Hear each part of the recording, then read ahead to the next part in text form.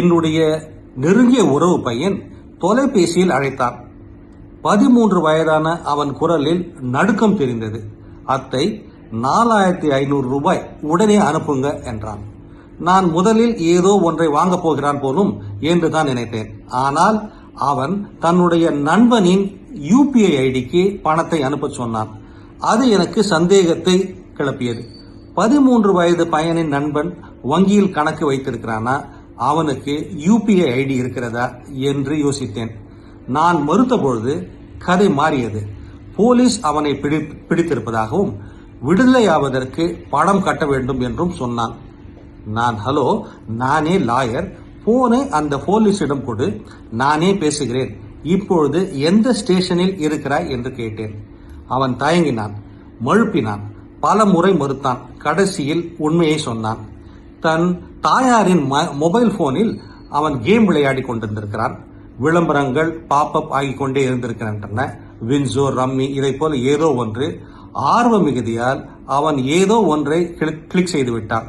அது எங்கெங்கோ சென்று வங்கி கணக்கிலிருந்து எல்லா பணத்தையும் எடுத்துவிட்டு திரும்பவும் கேமுக்கே வந்திருக்கிறது. சில நிமிடங்களில் யாரோ ஒருவர் தொடர்பில் வந்திருக்கிறான்.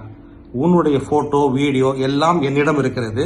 நீ பணம் தரவில்லை என்றால் அதை எல்லா இடமும் பரப்பி விடுவேன் என்று இருக்கிறான். 13 வயது சிறுவன்.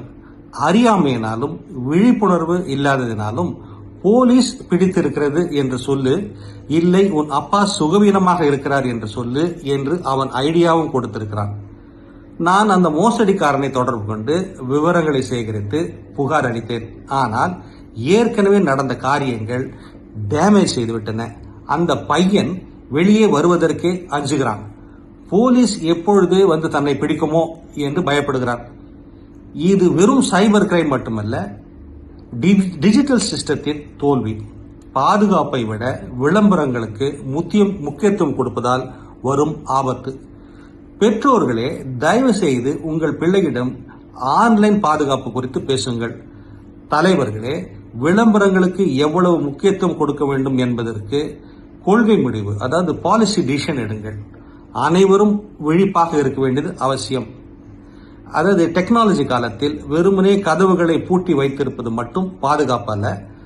மனங்களை பயத்திலிருந்து, புரட்டுகளிலிருந்து, ஆபத்துகளிலிருந்து காப்பதே பாதுகாப்பாகும். வழக்குரைஞர் ஆங்கிட்டா கர்ன் தன்னுடைய அனுபவத்தை இப்படி பகிர்ந்து கொள்கிறார். இது போன்ற சிந்தனைகளுக்கு தமிழ் பூமர் அபிஷியல் சேனலை சப்ஸ்கிரைப்